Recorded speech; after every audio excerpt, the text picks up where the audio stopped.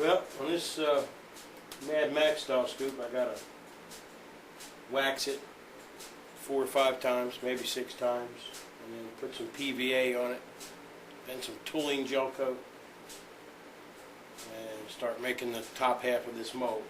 When I'm done the top half of the mold, I'll knock it off, and I'll flip it over and do the bottom side. This first coat of wax off.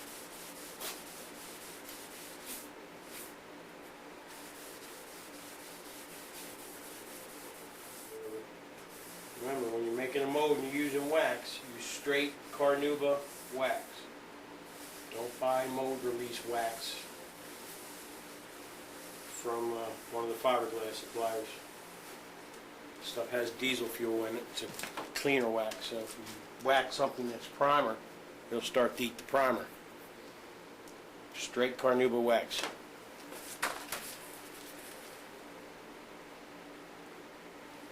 It's the only one out there that I know of.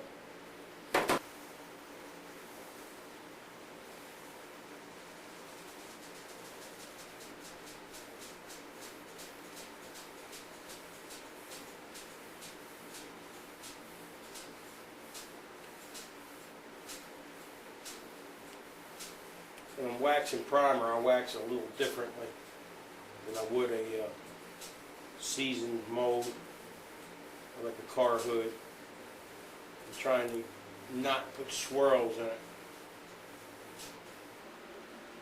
I'm going to get ready to brush on some tooling gel coat under the top half of this Mad Max Go Fast Fiberglass scoop.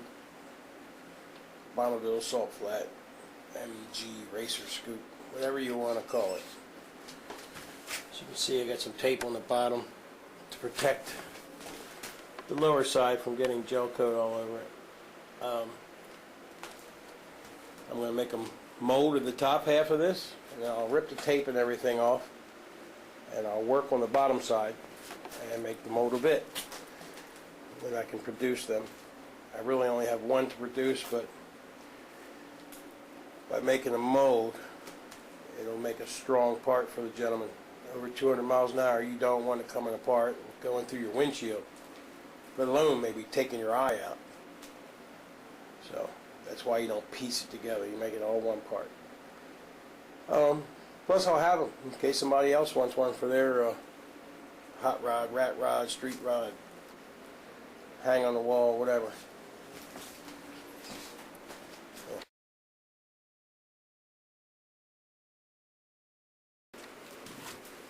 I have to spray about 6 coats of PVA on this thing.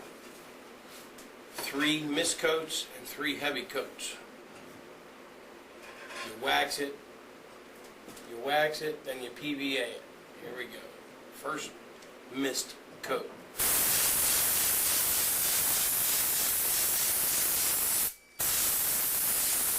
That's all there is to it.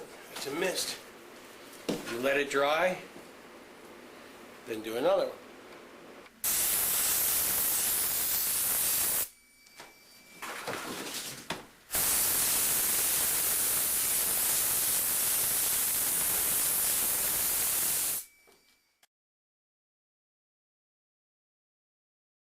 Very important to have PVA or fresh primer, because the primer will lift off of the part and be in the mold. Then you got to pick it out. It's not good.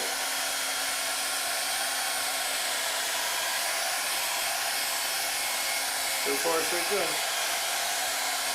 I'm going to use tooling gel coat, orange tooling gel coat, and I'm going to do a no-no. I'm going to brush it on. Do as I say, not as I do. Always spray if you can until you're good enough to brush it on. It's not like paint in any way. And spraying PVA is like spraying water. It's nothing like paint.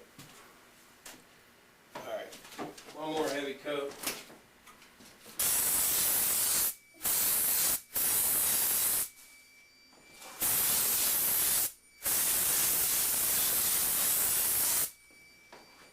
See how shiny it is? That's flat primer, man. That's just straight old Durabond Evercoat 2-part primer. It's as shiny as can be. Okay. Now for the gel coat. You want it thick.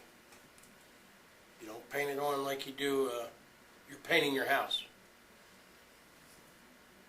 One of my tricks, lay the brush sideways. You'll see.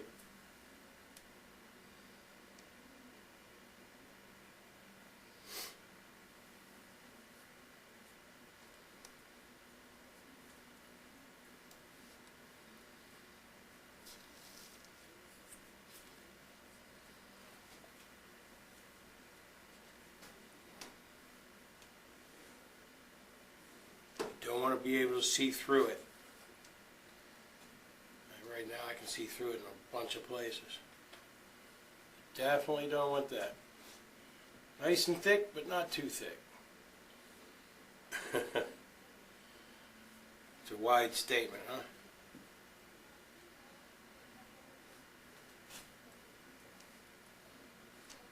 In other words, it's got to be just right, or you're fucking up.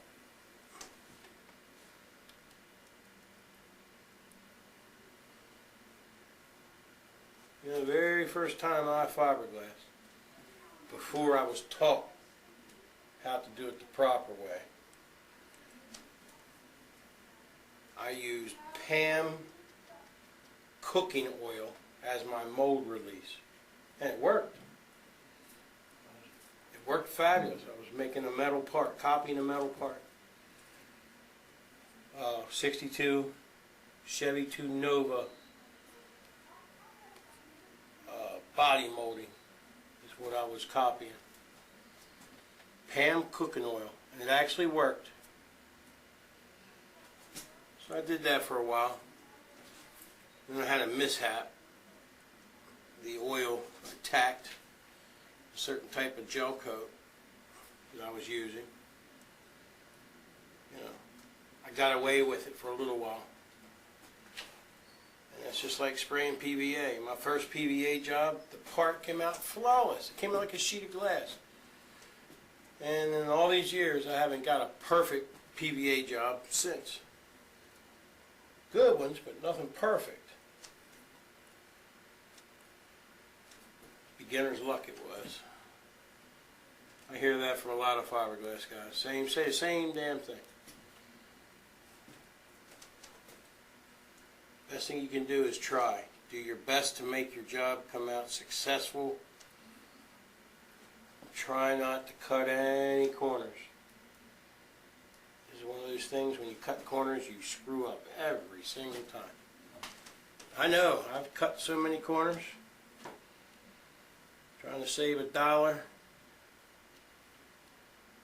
Trying to save time. And it wound up costing me more time. I'm telling you to be, you gotta be a rich guy to do this. Just don't use cheap material, and don't be cheap. It's going to wind up costing you 3 times as much to fix it. So do it right the first time, be done. If you don't want to do it right, don't bother. You're going to have a piece of crap.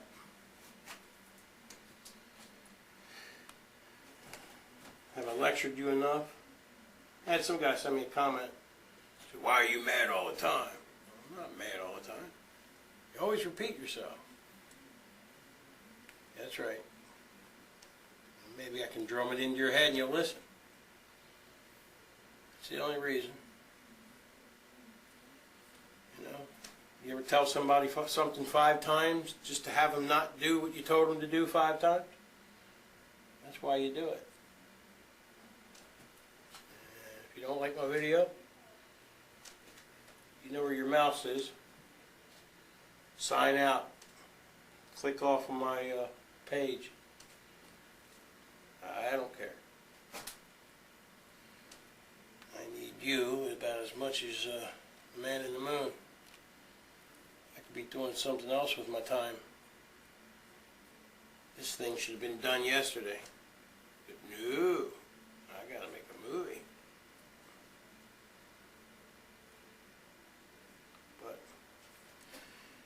just glad there's cool people out there that appreciate it. I appreciate their movies too. I've learned a lot, man. I've been doing fiberglass a long time. I don't need to be taught anything else from fiberglass. I suck at body work. And just by watching some of the guys in the YouTube garage, I've learned a lot. Even from amateurs. I guess they had the right people teach them. Am I babbling again? I think so. I'll quit babbling. Quit babbling. Oh boy, sounds like the pig's mad. Somebody must have took her food. She gets mad every time the dogs get near her food. And that pig will bite you, man. She's got some teeth now. Delilah has some teeth.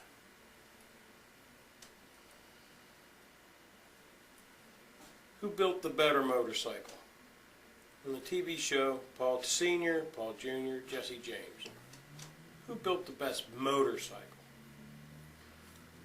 Well, the wildest motorcycle was Paul Jr.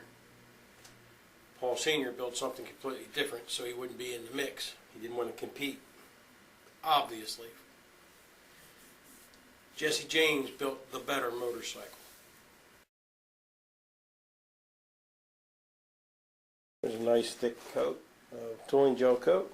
Looks a little bumpy, but that's the way it's supposed to look.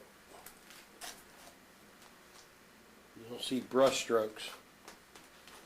You see humps and bumps. That's for a reason.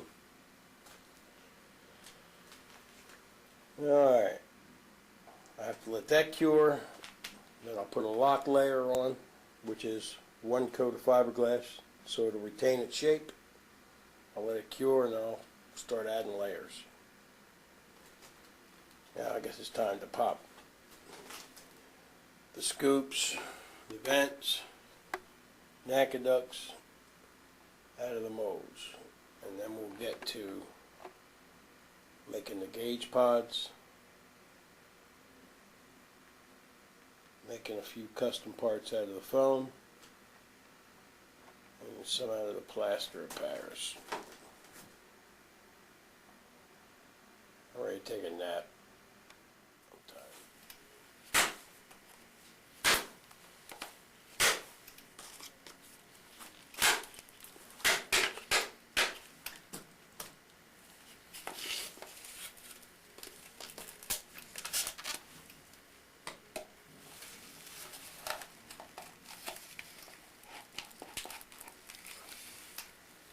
There we go, man.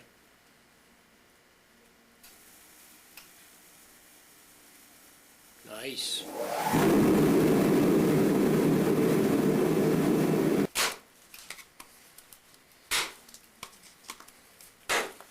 Ouch. That hurt.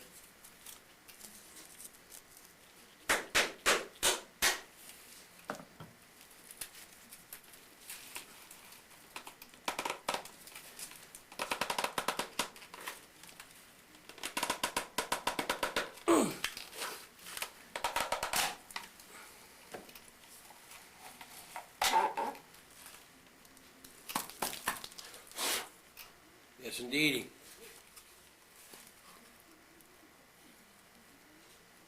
Perfect. Absolutely perfect. This area here gets cut out. Sometimes this gets cut out. This gets molded into your fiberglass body or to your metal body. It gets bonded. You can trim this any size you want. The actual NACA itself starts at this line. It's mounted this way. Air flows in, comes out here. Or if you turn it around the other way, so you have an engine here, the hot air flows out, just continues. Believe it or not, some NACAs come down to the surface here. But they've shown in the wind tunnel test that this little lip takes away the reversion, which is the bumpy air that would come out. Putting that little lip in stops the reversion, or the cavitation, all those big words like hippopotamus and elephant. Can you tell that I'm tired? Now let's see how hard this is to come out. Shouldn't be too hard.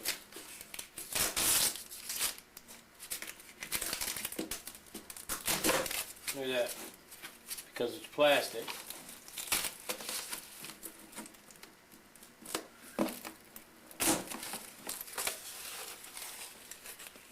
Did it do it? Look at that, man. Look at that. How cool is that? You can see where the blue tape is I was talking about. Now if this was a side panel inlet, you could cut your body to this shape, recess this into the side. You could cut your body and recess this into the side, and the air would flow down the body. It would go right in here. If you had an old Volkswagen or something, air cool. It's a way to get air in the back, or into the car, or out of the car.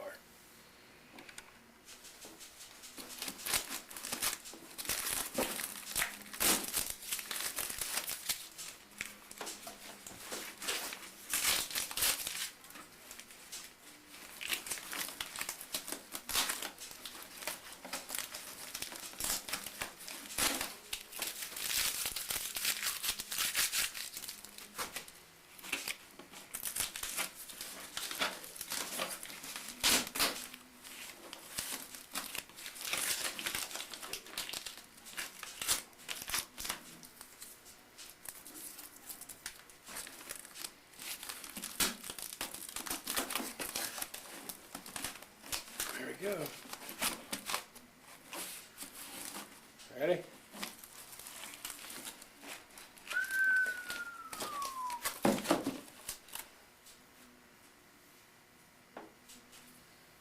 How cool is that? As you can see, they're opposites.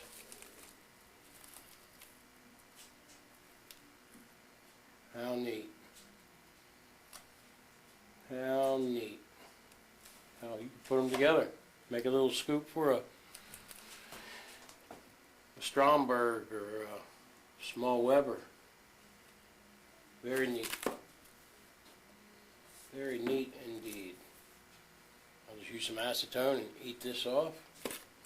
Acetone and eat that. And there's gel coat under there. Very cool. Very cool. Can't tell if you can see.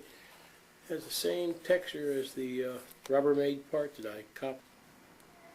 You can see the, I think you can see the under part that I was talking about right here.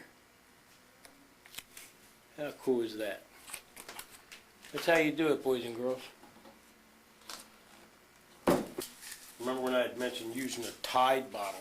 If you look at this piece, this is a spout from a Tide bottle. I don't know if you can see the words and the lettering on there.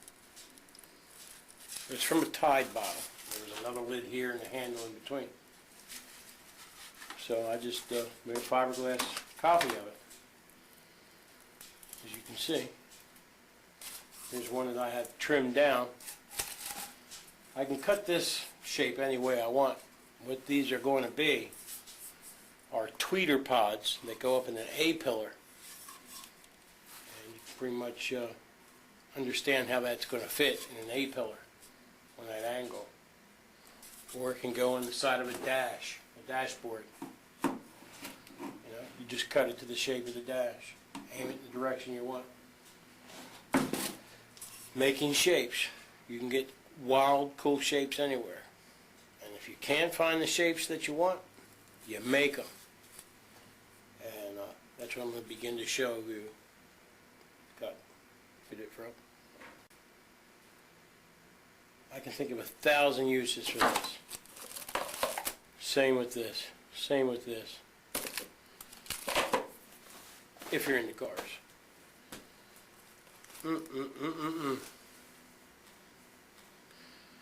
I've about had it. I'm so tired.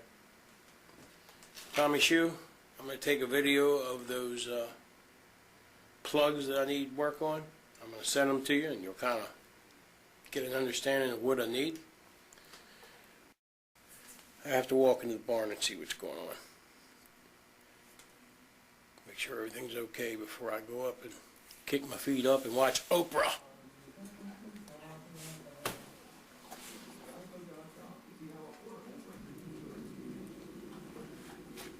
It's for forming horseshoes, making them fit. I'm using it to feed Delilah a treat. I don't think she can eat a big piece of this. We'll see. Hi, Griff. You don't, but no, they're not for you. All right. Got another one there. That's Baby, or BB. Hi, B. Good girl. And that's Asshole. Who, me? You call me an asshole now? Yes. Here you go. Don't you bite me, you bastard. Get your fingers out. That sucker got my finger. Never got my finger. That sucker got me.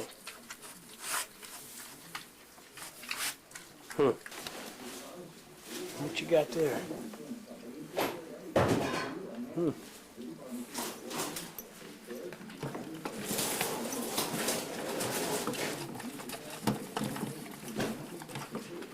Watching this horse eat is making me hungry.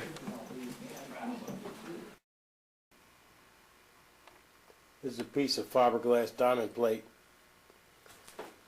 The rock climbing guys and build those rock crawler things, they want a bunch of it. So what I did is I just took a mold off my car trailer and then made a part in the mold. Fiberglass. There's so many things you can do with this stuff. Just need imagination, man. Your mind is your only limitation. Harley Davidson lower fairing caps. These are little caps that cover the U-bolts on lower fairings, on electric glides, road kings, tour glides, etc. I also have those in fiberglass. These things break all the time. These will never break. I think you could probably drive over that with my truck. Maybe I'll do that, demonstrate that tomorrow. I'll drive over one of those in my truck. Bet it doesn't break. I can take my fist and smash one of these. So for the same price that you pay for a pair of these, you can own a pair of these and never have to buy another set. Or you can go to eBay and buy junk factory ABS plastic, or you can see me.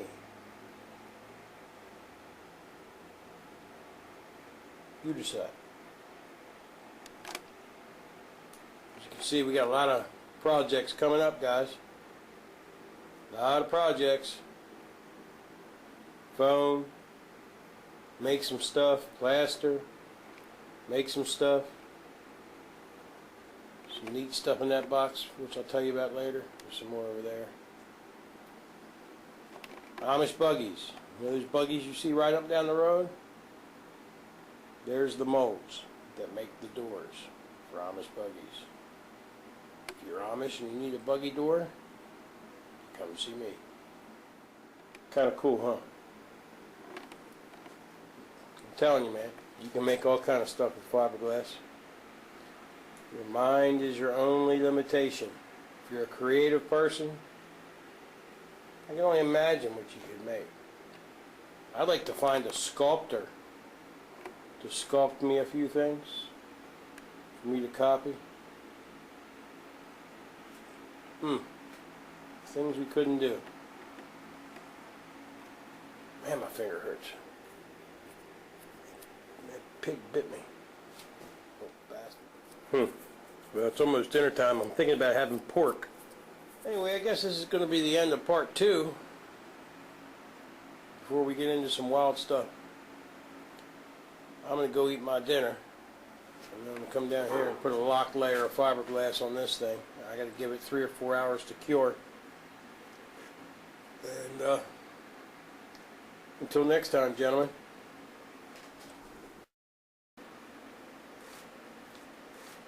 Okay, I put 2 quick layers of 1.5 ounce chopped mat on this Mad Max top. Now that's called the lock layer. I'll let that sit and cure before I add more layers.